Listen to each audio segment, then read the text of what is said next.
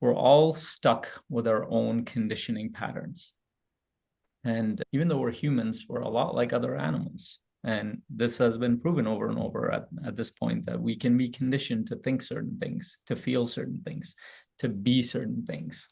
And there's this one historian that writes about this, Dr. Noah Harari, wrote a book, Sapiens. He talks about human children. He says that human children are a lot like molten glass. You can shape them into a lot of things.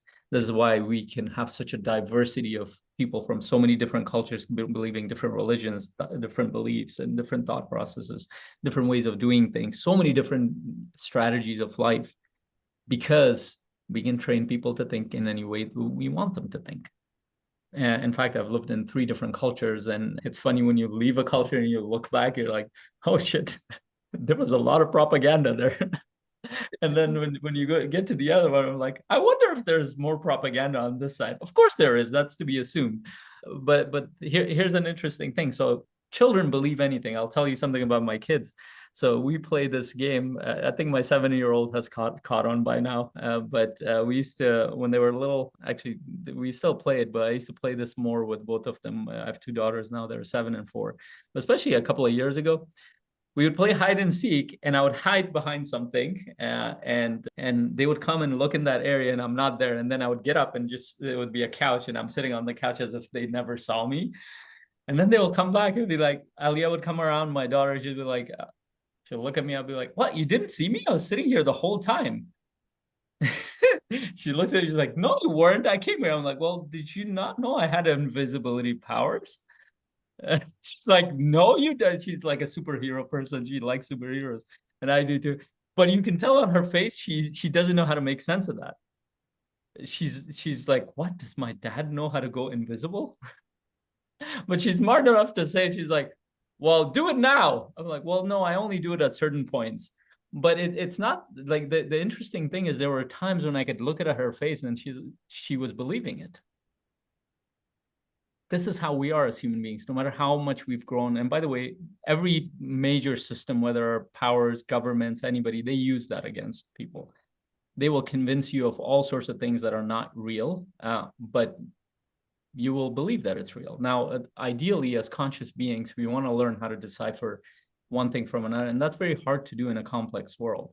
But as kids, we just take in everything we want. Dr. Bruce Lipton talks about it. The mind of a child runs on theta waves, which means that it's supposed to take in information and not question it. And all of us grew up in the same exact environment. So we're conditioned to feel certain things, believe certain things, think certain things, and act certain ways.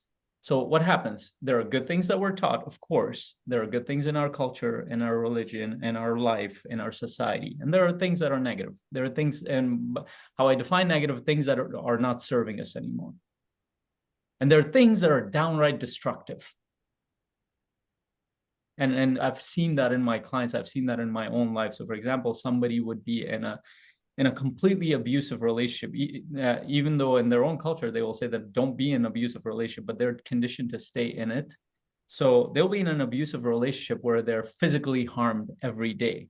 And you can see the wounds on their body, but they're not leaving it because they have a belief that said that we don't leave no matter what. And it gets to a point where somebody gets killed, somebody gets harmed, the effects of it goes everywhere. And unless they have some help, somebody pointing to that as, hey, this is not normal. You're not supposed to be killed in a relationship that you're supposed to trust in. But people go through that every day. That happens in the Western world. It happens in the Eastern, happens all over the world. So why can we do that? Because we're conditioned to believe certain things.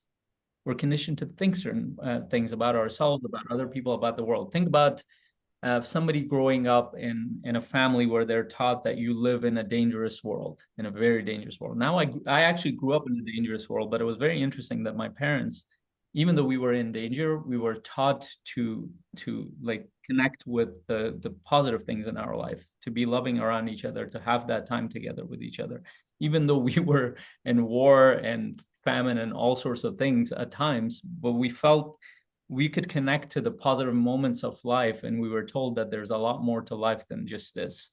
But imagine, and there were families who went through that, it's that watch out for the world, it's going to get you.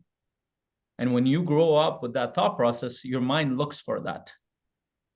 We know what the world is a mixed bag of everything. People are a mixed bag of everything. There are people who are positive, who are negative. There, in every culture, in every society, there are systems that are positive, there are negative. There are things that will harm you, there are things that won't. But our mind won't even look for the things that supports us if we don't connect with that, if we don't connect with the positive pieces of it. And if we're conditioned to think a certain way, that will be that.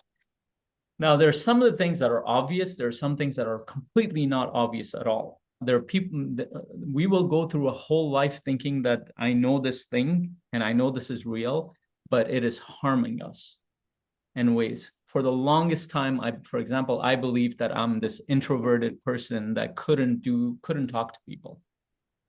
Well, you can clearly see that's not a problem anymore. But that took me, like, I believe that wholeheartedly, that's who I am. I'm a quiet person in the corner, and that's how I was made. That was not true. And other people reinforced that around me by saying, oh, you're such a shy person, you're this, but that was just my behavior in that moment. That wasn't a static thing. But it took me years to move out of that because I just didn't understand that that's not who I was. That was just my behavior in relation to what was going on. To other people, it might have been obvious, but to me, it wasn't obvious at all. And a lot of people go through that. A lot of people will say, I'm not really good with people. I'm not really good in relationships. I'm not really good in business. I'm not a confident person, or I'm not somebody who can connect with people easily. How do you know? And this is what I'm going to point to is the potential that human beings have, is that it's much more vast than we know. And so when we're stuck in our conditioning, we don't know how to get out of it. It's a complete blind spot. So I want you to think about this. What are the areas, at least the areas that you're aware of, that you feel stuck? And then there will be areas where you see broken patterns, but you don't know why they're happening over and over. It might be in your family, and it might be in the way that you feel on a day-to-day basis, or it might be in your business where things are breaking down, but you don't know why they're happening. Those are blind spot areas. You can only see the effect of it. You don't understand the cause. And we all have them. This is why, as human beings, we need other human beings around us. We need other people around us to give feedback, whether those are mentors, coaches, friends, communities, all sorts of things.